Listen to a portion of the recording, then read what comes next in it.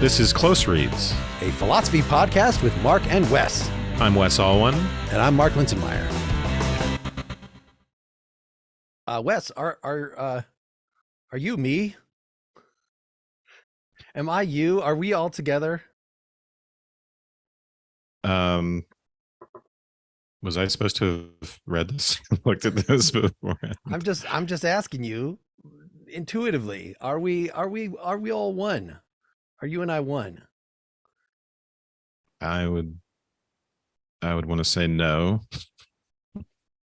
In the most important senses, no. Let's see why Emerson might think differently, or whether I'm just mischaracterizing.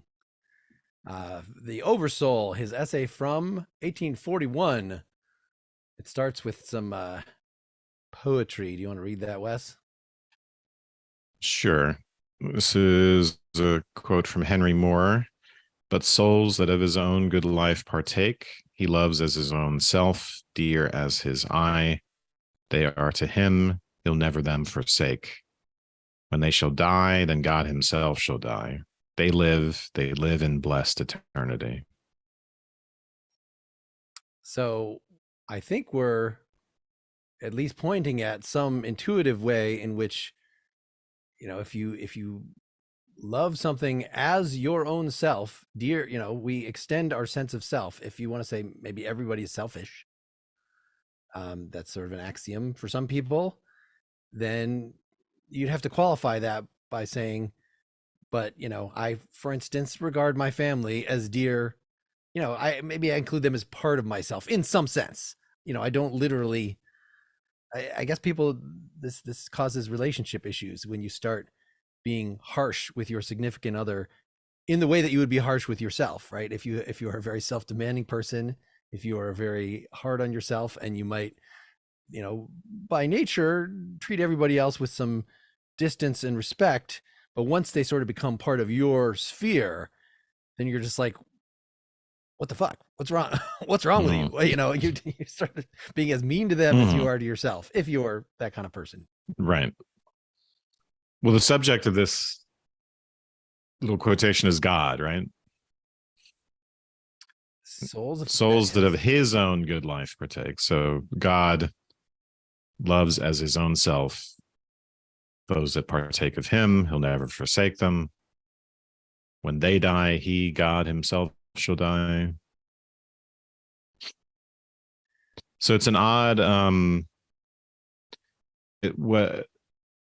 what's interesting or about this passage, or maybe even metaphysical, because it's kind of paradoxical and about God, is this idea that God might die if the people who partake in him die.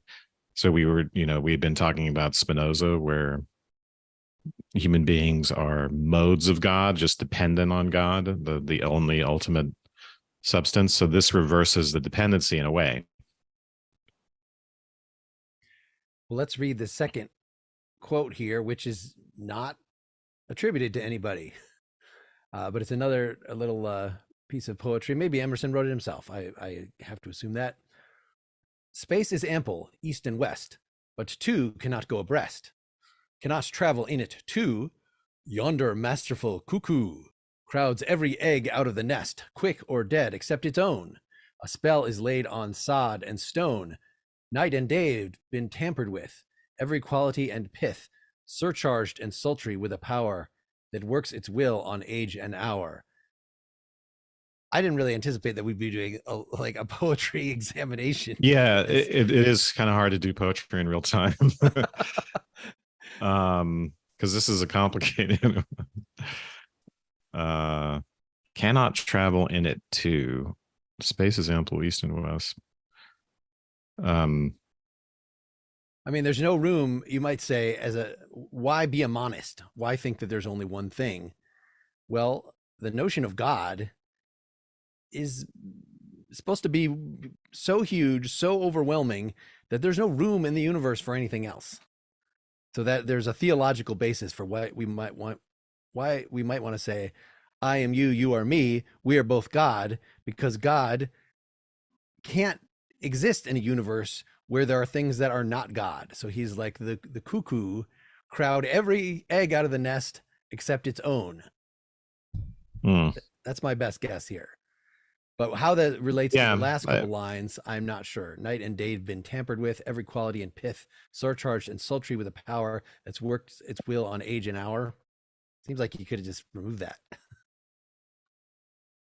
Well, yeah. So it's ending with this idea of um, night and day have been tampered with.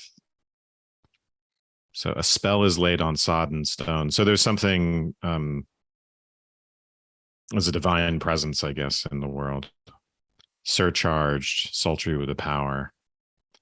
Um, so that's the second part of this little stanzas. It seems like there's an idea of of a God immanent in nature, Mm-hmm.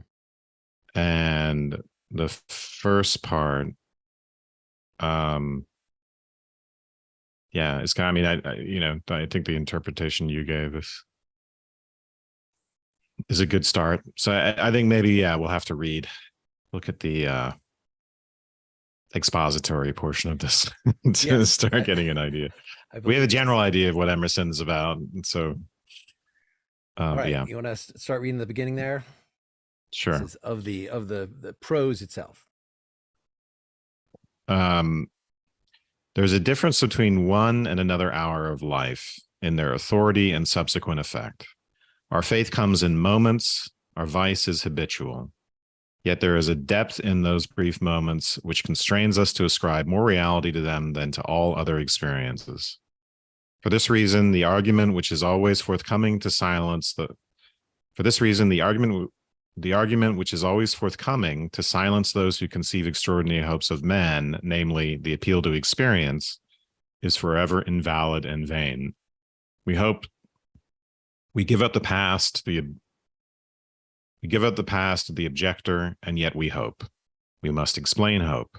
We grant that human life is mean, but how did we find out that it was mean? But how did we find out that it was mean? What is the ground of this uneasiness of ours, of this old discontent? What is the universal sense of want and ignorance, but the fine innuendo by which the soul makes its enormous claim? Why do men feel that the natural history of man has never been written, but he is always leaving behind what you have said of him, and it becomes old, and books of metaphysics worthless? These are all still questions, which Yeah, I feel like the we should just philosophy of finish the paragraph. 6,000, yeah, the philosophy of 6,000 years has not searched the chambers and magazines of the soul. In its experiments, there has always remained, in the last analysis, a residuum it could not resolve. Man is a stream whose source is hidden. Our being is descending into us from we know not whence. The most exact calculator has no prescience that somewhat incalculable may not bulk the next very moment. I am constrained every moment to acknowledge a higher origin for events that I will call mine. All right, so what a mouthful. Let's. I mean, can we? I know Our we're faith comes in moments, our vice is habitual. That's a nice little line. Um, you know, as in the our ordinary habitual mode in life is vicious or filled with vice, and we have these rare moments where we have um faith in something more, and I suppose that goes along with virtue. um yeah, he's saying that we ascribe more reality to these brief moments of faith than to all other experiences. So it seems like he's describing, he well, William James, the variety of religious experience was later, but I think he was pretty influenced by uh, Emerson, and Emerson certainly has all sorts of mystics in mind, or just the more ordinary. Um, what's the purpose of church? Is to we have these songs, we have these rituals, we sort of sum up get ourselves in a mindset that we can have faith and hope in a way that you know you might also be able to do in other ways by looking at the sunset or beholding art or some other things, but it's not the kind of empiricism would sort of say look to experience, and experience happens all the time, and maybe the Buddhists are right that life is basically suffering. You're uncomfortable more often than you're comfortable. So if we were Yeah. just reading clearly by like count the moments of your day, and in which of them does it seem sort of crappy, in which of them does it seem divine? Well, the quantity is going to go to the crappy, but the quality, the ones that we actually emphasize, the ones that stick with us, that we remember, that seem important to us, according to Emerson, are the divine ones. Yeah, I mean, if we look to experience, I think there's a double meaning there in scientific naturalism, right? So this is evocative of the idea that we are determined. There's a little bit of an existentialist strain to this, and it's also the experience of just, okay, yeah, things have sucked in the past for the most part, and we are sinners and we always fail. And so if we want to conceive of ourselves as free, I know I'm introducing freedom here, and that may be illegitimate, so we can find out, um but if we want to have hope, we are directed towards the future, right? Our projects, maybe. um and so we give up the past to the objector, and yet we hope. So in retrospect, we can always identify the ways in which we are determined, and the evidence for the idea that hope is fruitless, and there's no such thing as freedom, and blah blah blah. But I think he he's saying that this objector in a way always loses, because there's always a future. Hope is as possible as the fact of our futurity, I guess. But Yeah, and we're going to have to see whether so we grant human life is mean. Yeah, go ahead. we're going to have to see whether monism and the stream of time are actually compatible, right? If literally the God, the one, crowds out the nest, every other sort of egg, then it seems like, as it says, it works on it works its will on age and hour. If you, in other words, it's equally distributed over all these things, then it could be that it's sort of illusory, the fact that the future is different than the past. Maybe we have to say that time is an illusion, or, and I'm just throwing open an issue possibly to address here. Yeah. um the philosophy of 6,000 years has not gotten to the bottom of things, basically. um so we're left at the end of this paragraph, we're left with this idea that our the absurdity, by which I mean the inexplicability of whatever is at the foundation of our source as human beings, whatever drives us, maybe you could say, whatever we might take to be instinctual, or maybe that's the wrong word, but human essence is something that we can't plumb philosophically. So there's a little hint here that that only some sort of mysticism is going to be adequate to this. And again, this is part of the response to the idea that everything is determined, and when we look at the past, we can see that in retrospect, and that we are just animals and driven by needs and desires and things like that. I'm constrained every moment to acknowledge a higher origin for events than the will I call mine. So regardless of how things look from an experience or naturalistic standpoint, there's a mystery there, which points to something divine, points to a higher origin. Right. And it's, in a sentence from the middle, what is the universal sense of want and ignorance, but the fine innuendo by which the soul makes its enormous claim that this is an inescapable thing, this religious urge or whatnot, that it seeds, the seeds of optimism are right there in pessimistic observations of the world. We only notice and react to suffering because the next steps of the Buddhist path or whatever are there, that there is a way out of suffering. There is, has to be hope.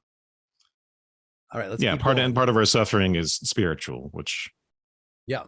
um yeah, all right. As with events, so it is with thoughts. When I watch that flowing river, which out of regions I see not, pours for a reason, it streams into me. I see Force that for a I am, season. oh, pours for a season, it streams into me. I see that I am a pensioner, not a cause, but a surprised spectator of this ethereal water, that I desire and look up and put myself in the attitude of reception, but from some alien energy, the visions come.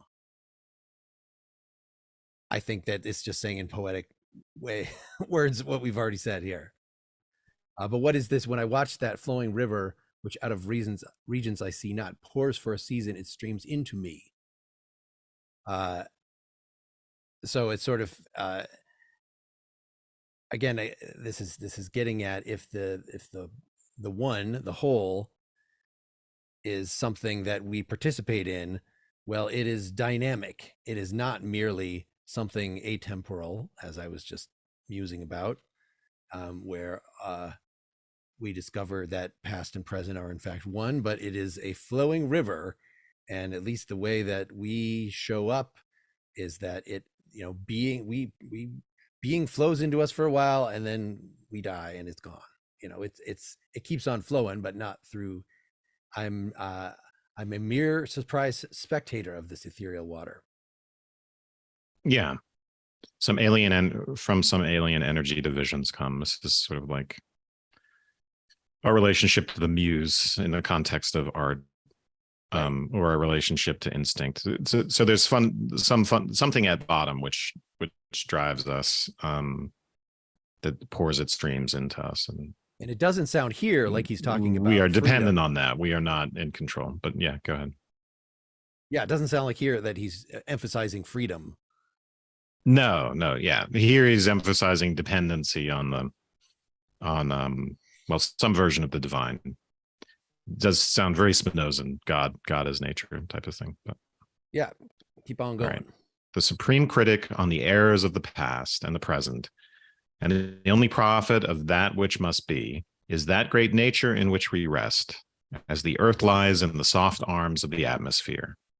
That unity, that oversoul, within which every man's particular being is contained and made one with all other, that common heart of which all sincere conversation is the worship, to which all right action is submission, that overpowering reality which confutes our tricks and talents and constrains everyone to pass for what he is, and to speak from his character and not from his tongue, and which evermore tends to pass into our thought and hand, and become wisdom and virtue and power and beauty.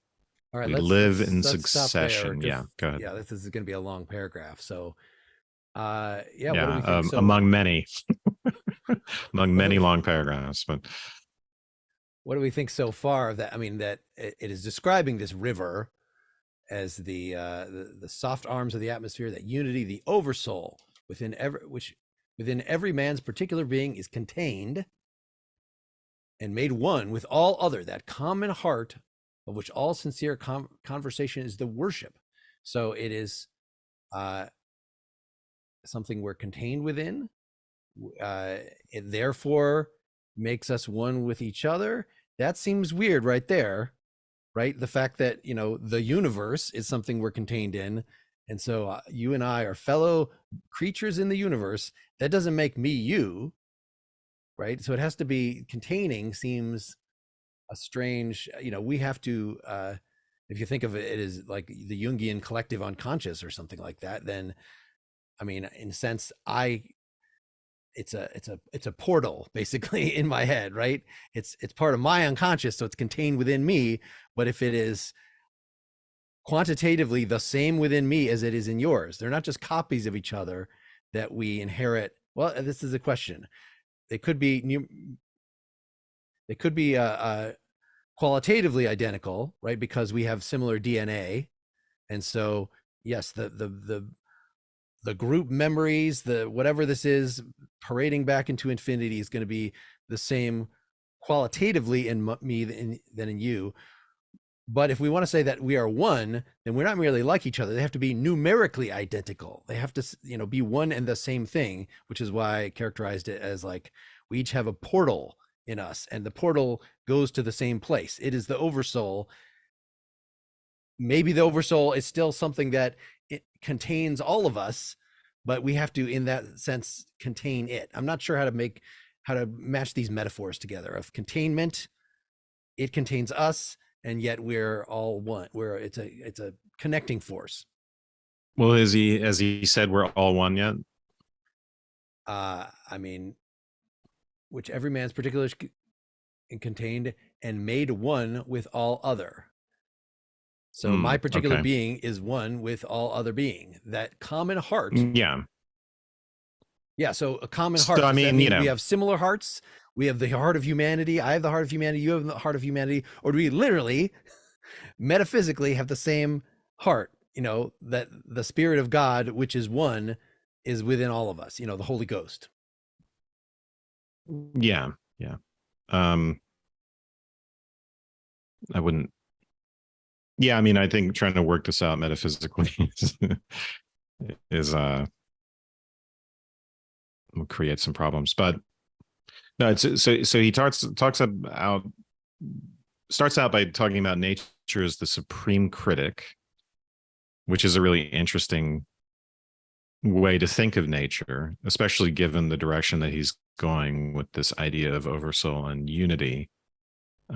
Supreme critic of the errors of the past and the present, which I think has something to do with natural consequences, right? So it sounds like in this paragraph he's giving an account of the way in which our aspirations are thwarted, the best laid plans of mice and men. So which, every man's later on overpowering reality, which confutes our tricks and talents, constrains everyone to pass for what he is, right? So we might try to transcend our character, but we end up repeating it and being constrained by it. This goes back to habit in the first paragraph. And but on the other hand, we end with something positive, which is some of the Aristotelian virtues, so which character can be the basis for. But anyway, I'm sorry, I'm just trying to reconcile that with the middle part of this, which is about, as you said, the oversoul and the unity of our being.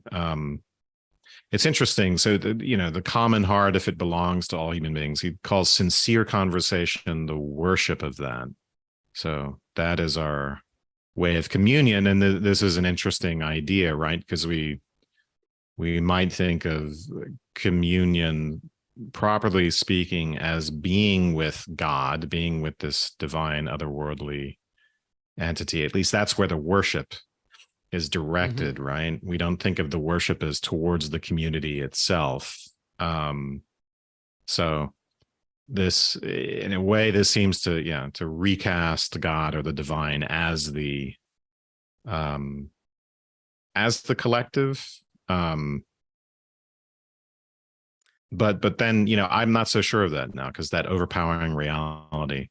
So I guess it's the Yeah. same thing. If nature and collective humanity somehow come to the same thing, then this all makes sense to some extent. I don't know how to make to resolve the metaphysical questions of Well, it has to be. So it's the ennobling yeah. part of us. I mean, it's it's God. It's right. The only proper attitude is submission, is worship. Yeah. But God has a particular relationship to us that it connects us with each other. It is, we each have a divine spark or something within us, however we want to.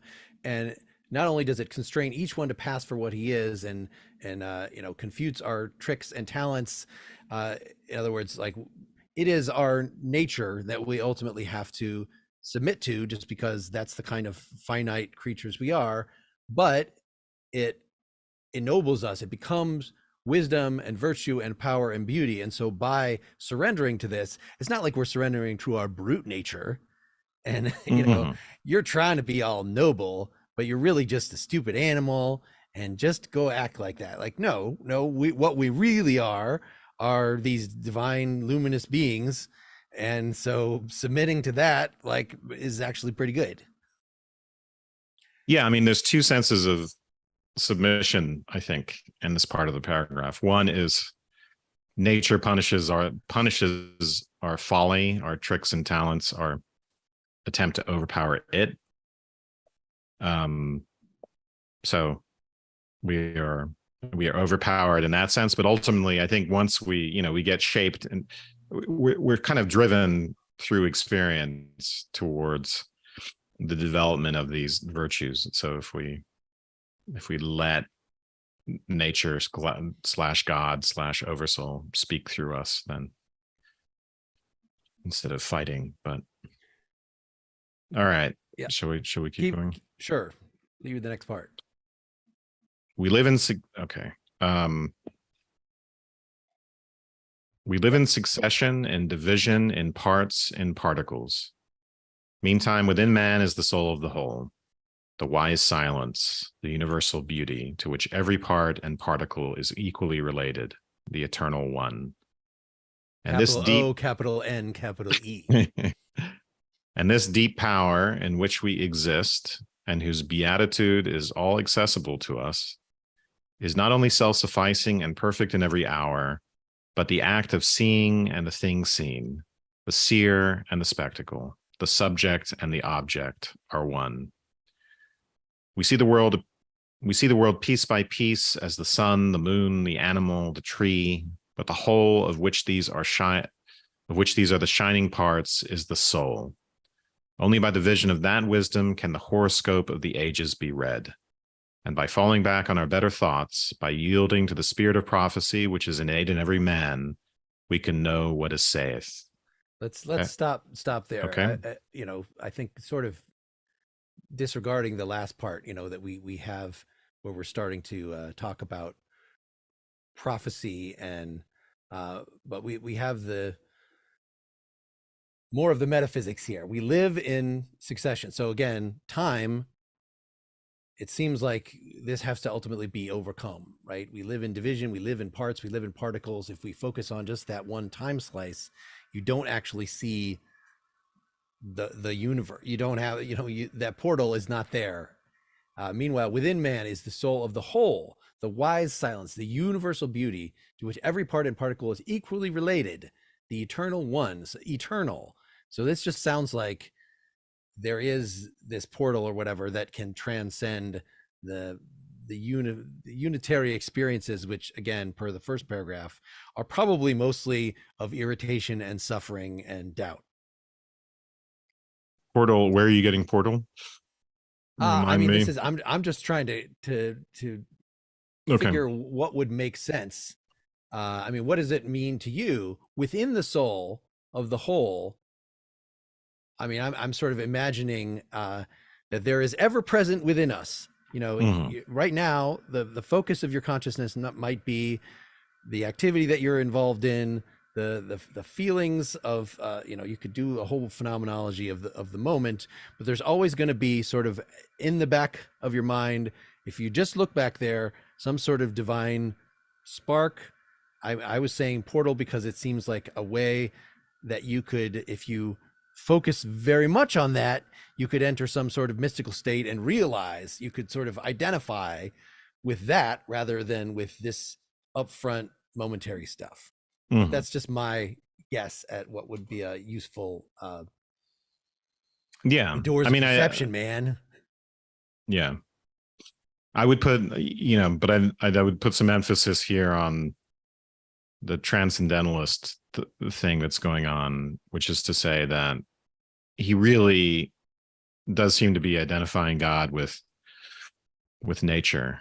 And we can think of this in terms of, the end point of naturalistic explanation, right? So if because he's evoking that in his talk of parts and particles, we can give a causal explanation, and we can give one that involves us drilling down vertically, so to speak, and dividing things up into parts and maybe getting to some ultimate atom or to some fundamental force. And then that fundamental force is inexplicable.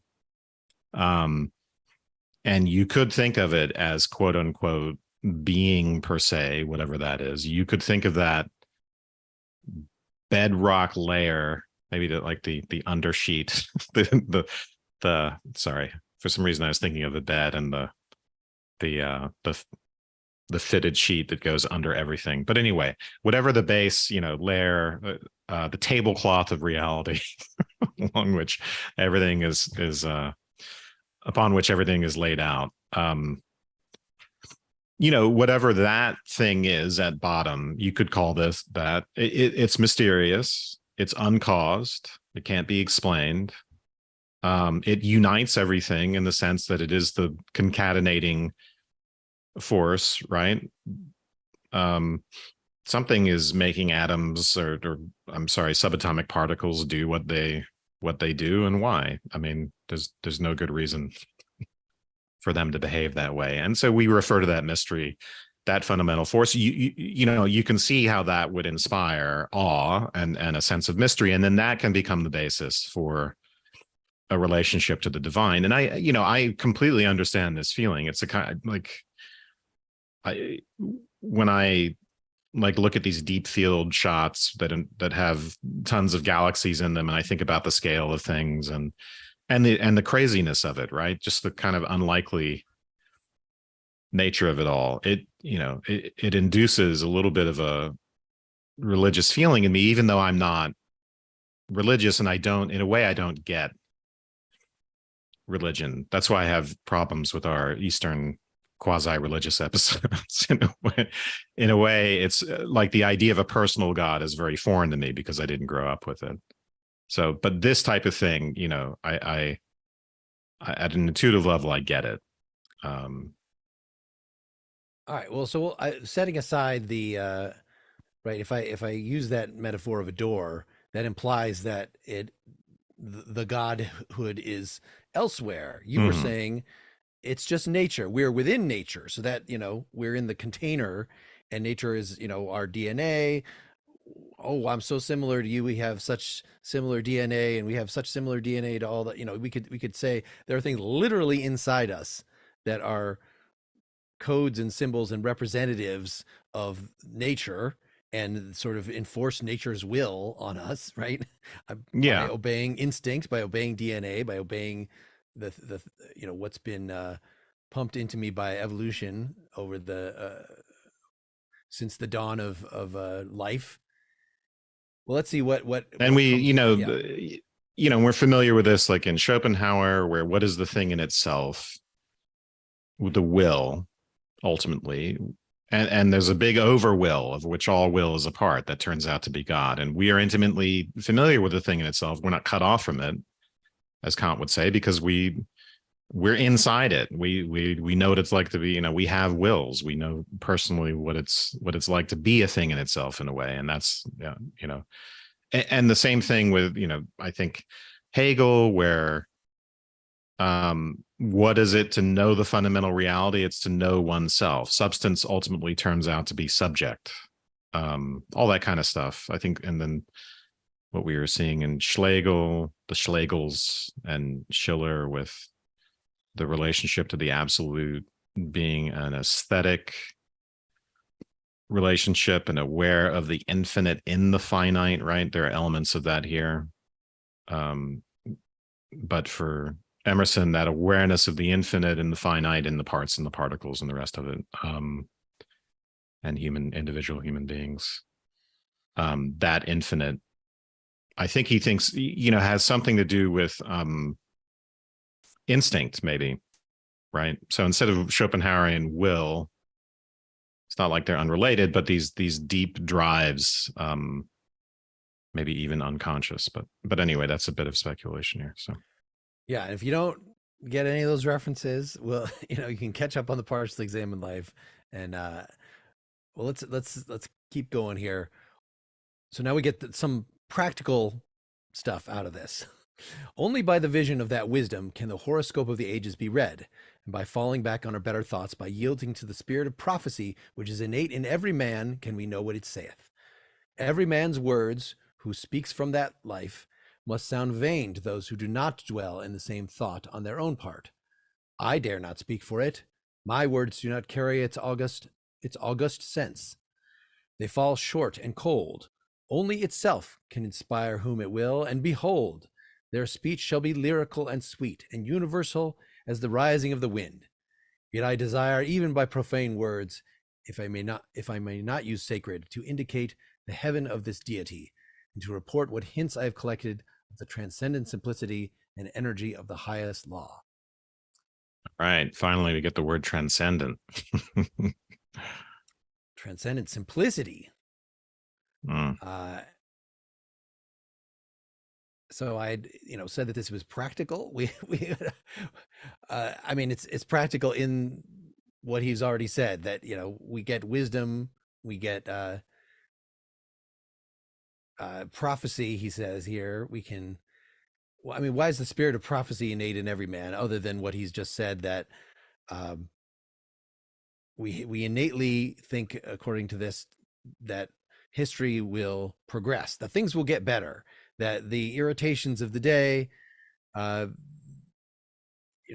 the holes that have been in past philosophy, it just points to those holes being filled, to there being a fullness, to be there being a progression, a hope. I mean, is this the same as just that, the medievals, I'm conscious that I'm finite, and so that implies a yearning, a looking for, epistemologically, the infinite, right? That's what prophecy here amounts to, is that things have been a little bad so far, and that just cries out again for an expectation that they will be better. Yeah. Only by the vision of that wisdom. Yeah. So I think, I mean, if the spirit of prophecy is innate in every one of us, it has to be in the sense in which we are all part of the Oversoul and in touch at a deep level with the force that imbues everything and runs everything. So that if we get in touch with that, then we can be prophetic or have the spirit of prophecy. And then the question is what prophecy means, right? Because in the biblical sense, it is specifically about the coming of a savior. In a more generic astrological sense, or maybe not just astrological, but it's just about predicting the future, including calamities, right? What's that guy's name? Nostradamus. Oh, okay. I don't know, but it's probably not that kind of prophecy. But and then I mean, the way he continues here, it's almost like he's saying there's something poetic about it. It almost sounds like the idea of prophecy kind of fuses with the ability to be poetic, to express again, the absolute through the aesthetic. And he gets modest. I dare not speak for it. My words do not carry its august sense. Well, Emerson, you're up there towards the top. It's a little bit of false modesty. Calls his words profane instead of sacred. He knows that his writing kicks ass, right? Who can write like this? Almost no one. So what he's doing, I think, counts as part of the spirit of prophecy that he's talking about. Just being in touch with this transcendent oversoul. Yeah, I mean, Right. this raises a question of the overall adequacy of language to express this thing that we have in common. And I'm again thinking of, we just on Partially Examined Life dealt with the romantics, and that the best that language can do is symbolize and point to, and that's what he's doing right here. He's saying these words I'm saying can't actually do it, but if you look within yourself as a response to my words, then you're going to be able to experience that thing. And insofar as you are trying to speak of it, it can never be, you can never do justice to it any more than I can in talking right now. But maybe what holy words are, or is sort of a shared indefinite reference to something that each of us experiences only internally. Hmm. I mean, maybe all emotion words should do the same thing. Not to Hmm. pull us into a whole Wittgensteinian Yeah, I knew you wanted to go there. inner. Private language and Yeah, but that's essentially what he's been saying, is that you can see whether you want to call it a portal or a germ or a divine presence or something. Um, this thing that clearly you must experience in some sense, because you can sometimes get flashes of it and you can submit to and all this stuff that he's talking about. Then hey, your speech will be lyrical and sweet and universal. So somehow, even though you're talking, relating your private experience, because it has the same source as mine, because we have the same thing at bottom within us, then it's going to be universal. yeah, you're reminding me of our Schlegel episode and the distinction between style and manner, where a particular artistic, product can be a result of my quirks of character, my particular character, and so mannered in that sense. But I can turn that into a style. And this is hints of Nietzsche here. But if I do something conscious with it and own it and I'm not just run by it, I can turn it into a style. And then there is only one style ultimately. Mm-hmm. And that's universal, right? So if all of us really worked on ourselves to the point where we were fashioning our particular characters and it's the aesthetics of that and the aesthetic products of that develop them to our fullest. To develop them to their fullest would cause them to converge, and so there's always the element of the universal in that. So thankfully we're not there, right? So we get to enjoy a variety of different styles, even if it means they're corrupted a little bit by manner. But anyway, I don't want to get us off track. By the way, I have a hard stop at 12:15, which will give us an hour of recording. But Okay. um, Well, let's if we get a couple can, more paragraphs under our belt. all right, I can continue. Yeah, go ahead. If we consider what happens in conversation, in reveries, in remorse, in times of passion, in surprises, in the instructions of dreams, wherein often we see ourselves in masquerade, the droll disguises only magnifying and enhancing a real element and forcing it on our distinct notice, we shall catch many hints of that. We shall catch many hints that will broaden and lighten into knowledge of the secret of nature. All goes to show that the soul in man is not an organ, but animates and exercises all organs. Is not a function like the power of memory or calculation or comparison, but uses these as hands and feet. Is not a faculty, but a light. Is not the intellect or the will, but the master of the intellect and the will. Is the background of our being in which they lie, an immensity not possessed and that cannot be possessed. From within or from behind, a light shines through us upon all things. A light shines through us upon things and makes us aware that we are nothing but the light is all. A man is the facade of a temple wherein all wisdom and all good abide. What we commonly call man, the eating, drinking, planting, counting man, does not, as we know him, represent himself, but misrepresents himself. Him we do not respect, but the soul, whose organ he is, would he let it appear through his action, would make our knees bend. When it breathes through his intellect, it is genius. When it breathes through his will, it is virtue. When it flows through his affection, it is love. And the blindness of the intellect begins when it would be something of itself. The weakness of the will begins when the individual would be something of himself. All reform aims in some one particular to let the soul have its way through us. In other words, to engage us to obey. So I guess we're God's automatons. We're God's hand puppets. And if we're so, I don't want to be a hand puppet. I want to do my own thing. Then that's weak. We introduce weakness to the will. We introduce blindness of the intellect. We're denying our fundamental, not freedom, It unless we sounds end up very identifying Taoist, with the right? freedom. Yeah. It sounds kind of Taoist, and the don't struggle, just let go, man. Get in touch with that force that flows through you. Is that, am I getting at that? Yeah, Yeah, I think so. And we get some hints here. You know, is the portal, is the light? You know, what is the proper metaphor? All goes to show that the soul in man is not an organ, but animates and exercises all the organs. So it is we don't want to say a principle. It is a force.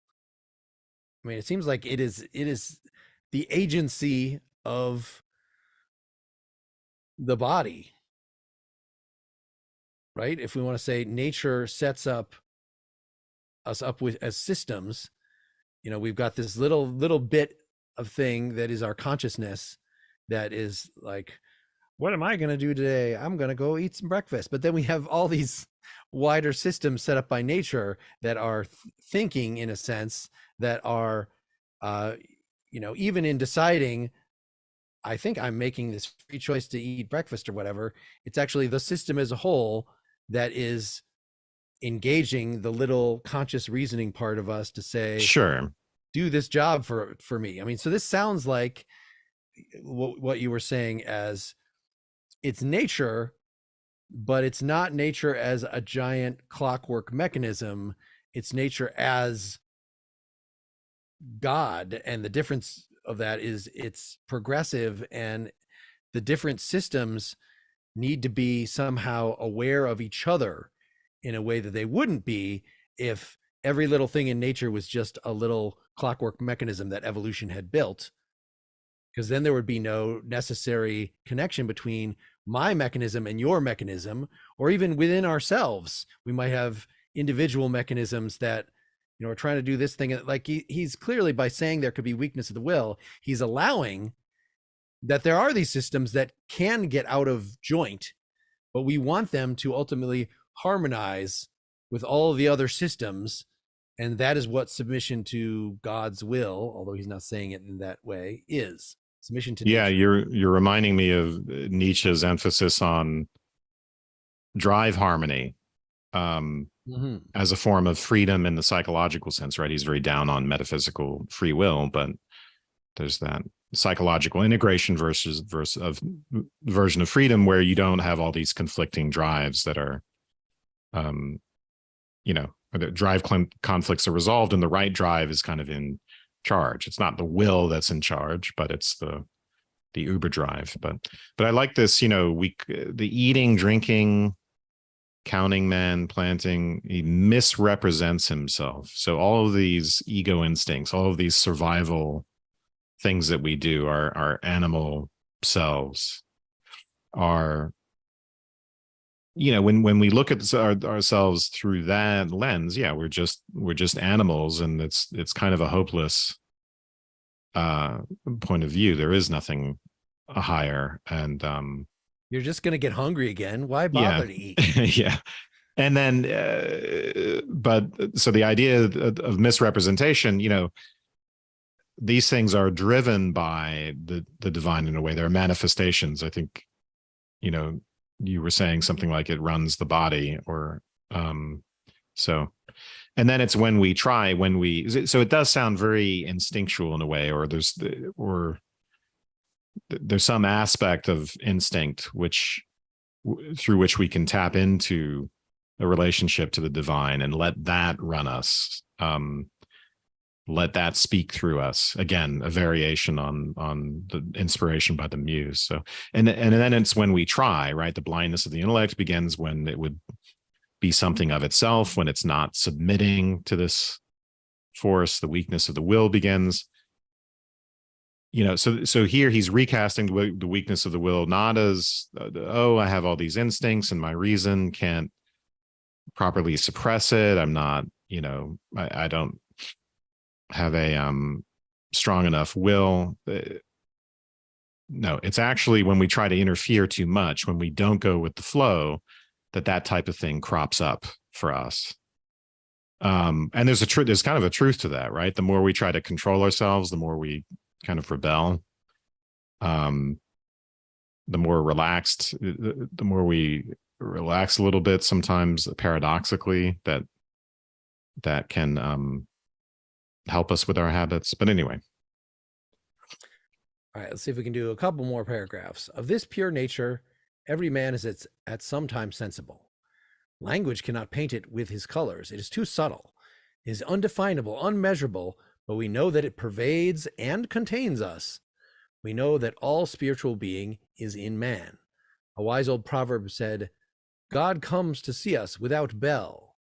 That is, as there is no screen or ceiling between our heads and the infinite heavens, so there is no bar or wall in the soul where man, the effect, ceases and God, the cause, begins. The walls are taken away. We lie open on one side to the deeps of spiritual nature, to the attributes of God. Justice we see and know, love, freedom, power. These natures no man ever got above, but they tower over us, and most in the moment when our interests tempt us to wound them.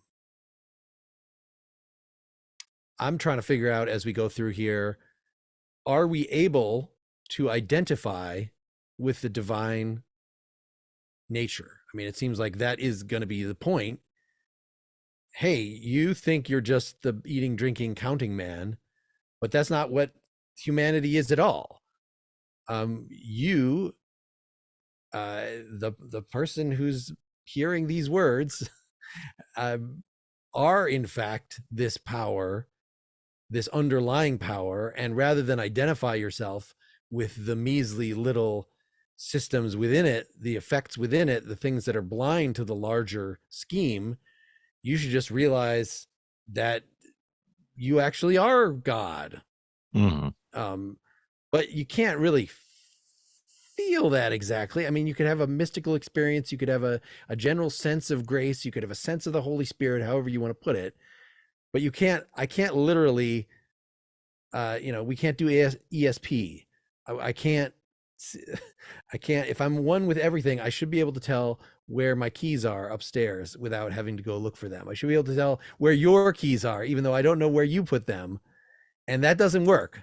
So there always Well, it's has to be, even it seems, some it's division. even worse than that, because it's not just that you're God. It's Betty from HR is also God, the one who lets like the grease from her sandwich drip down her face at lunchtime and is completely absent-minded and mindless.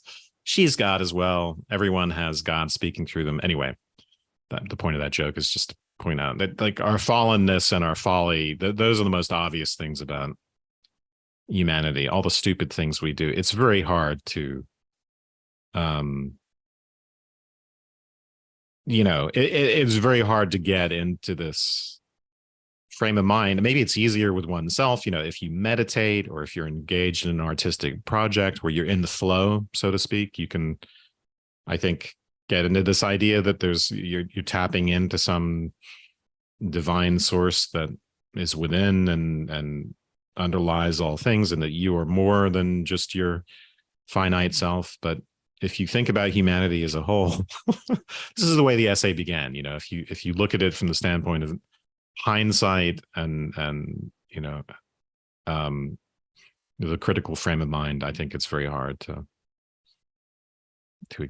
to see people, human beings, as God, right? Yeah. So maybe it's more the hope that you Yeah, see it's the the hope. potential within each of us, no matter where we're at, Even to Betty have from this. HR. But this points at something of, the way this is typically talked about is increasing self-consciousness, or somehow an expansion of consciousness. Expand your mind, expand your consciousness. And so you could say that the human being, as someone who is has some possible distance, I'm thinking of the Schiller that we just read on Partially Examined Life, that we can abstract, we can reason, we can pull ourselves away from merely being determined, which will get us into all of the sort of suffering and conflicts with each other, conflicts within ourselves, um, I'm not optimistic about non-human creatures, certainly not rocks and plants being able to expand themselves, Those so if motherfuckers are never going to learn. right. Yeah.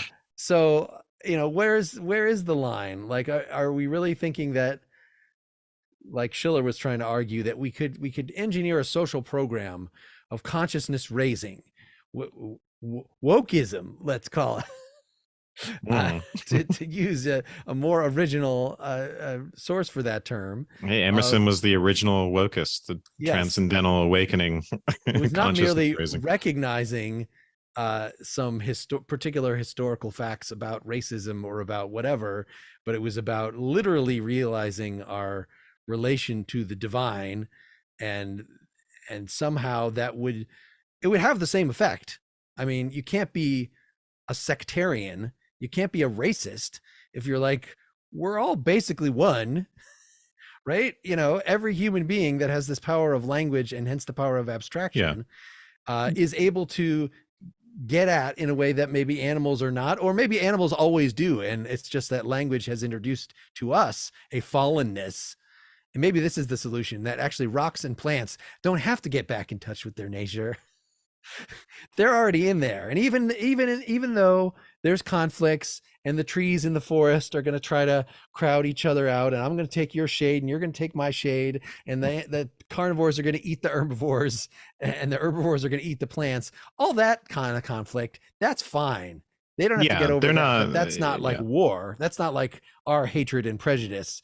We do need, that's only a result of our fallen humanity, and we can Yeah. get over that. Our divided nature, Yeah. part of God, part of animal, and reason versus instinct, all that stuff. So we are divided in the way that other natural entities are not. They're naturally at one with themselves. But I want to say, even though your woke thing was an aside slash maybe a bit of a joke, there is actually there is very interesting connection, because um it is a consciousness raising activity, right? In the tradition of Marx, and trying to help the proletariat, for instance, awaken to the ideology of the bourgeoisie, right? Who say, oh, this class system is natural and just is just the way things are.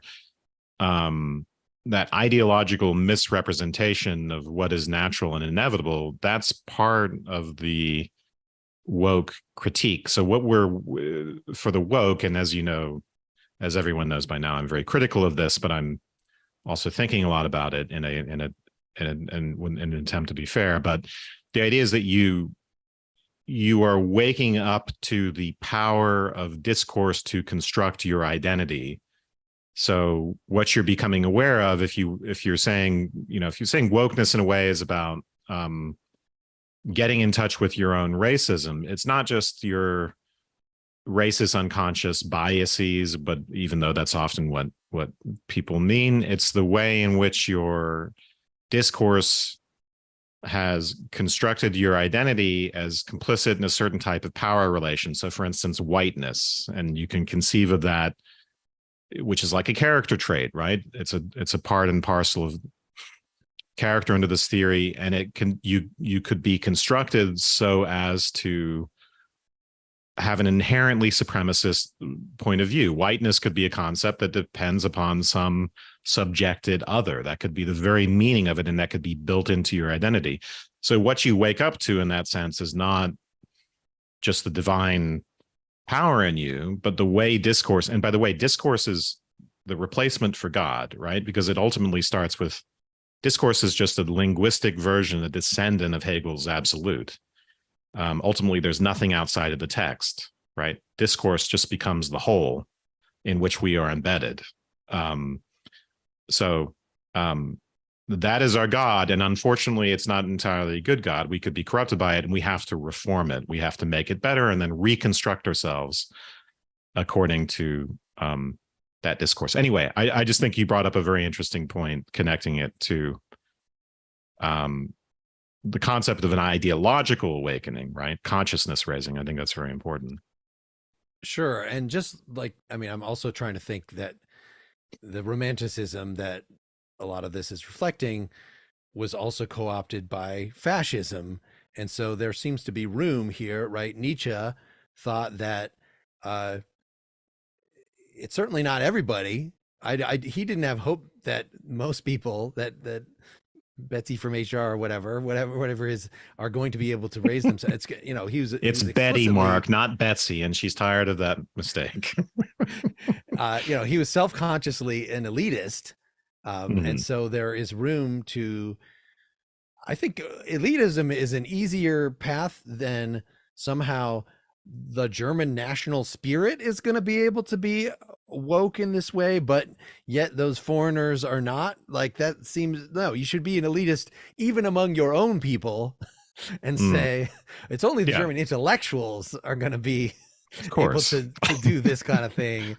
of course. And but Emerson as an American, as a good American, was probably thinking in much more egalitarian terms, and I think language is maybe the key here, as he said, discourse. That anybody who's capable of discourse is capable of this consciousness raising, and I like the idea that anybody that is not really capable of this discourse doesn't have the problem to solve in the first place. I'm not sure if this is really a good thing to write into Emerson, but it You mean certainly like makes the whole rocks thing. or? Well, I'm just even human beings that have a developmental disability. Oh, I see. Children, very small children. I remember talking to somebody, a relative So of mine, rocks, children. Who else? No, I'm just kidding. who was saying like, oh, children, they're so in touch, they kind of Mm. speak the language of nature, they don't need to, they and part of me thinks that that is really silly. That is because you can see how profoundly selfish children Yeah. are, insofar as they can explain anything. How if there's not somebody that has weakness of the will or is blind, if a baby is not that, I don't know what is. Mm. um but Yeah. we could at least explore, at least it solves the problem of elitism. Maybe it replaces with the problem of uh being what the word, patronizing. That, oh, it's Mm. okay, you don't have to become woke, you're already just an idiot savant, basically, that is Mm. already in touch with nature. And so, unlike me, an intellectual who is a fallenness Mm. to my, I can't. I'm trying to remember which piece of literature I'm recalling that. I'm sure I'll remember it, but where this character is, watching the ordinary people and the way that they deal with each other, and like, oh, that's so natural, and I am so alone. I think this was Siddhartha Hermann Hesse. That's what I'm thinking Mm. of. Oh, I, as the poor misunderstood intellectual, I am so alone. If only I could recover that innocent character. I mean, yeah. So that's the sort of patronizing thing that would be Of replaced all the by. rednecks around me, if only I could go to the They, monster truck yeah, they rallies and actually wrestling enjoy shows and be able to enjoy themselves. that. And They can yes, I enjoy have to sporting admit. events and drink, and I just, oh, Well, I have to go, but I will say I do frequently wonder what the fuck I'm doing plowing my way through philosophy texts as opposed to going monster to, when I could just be drinking beer and relaxing. But anyway, whatever. all right. Thanks But everybody for hanging yeah, around this. We'll talk about whether maybe you can make some comments. Do you want to hear more of this Emerson stuff, or do you feel like, we probably got the point? no, I'm enjoying this too much All for right, us then to we'll do just see. We're going to do it all. let's promise a part 2, All right. and based on the amount of this, I would say a part 3. But maybe Well, we I can think we can speed it start. up We more. started going faster, and I think we can move a little bit more quickly now. But yeah. All right. So long, All right. everybody.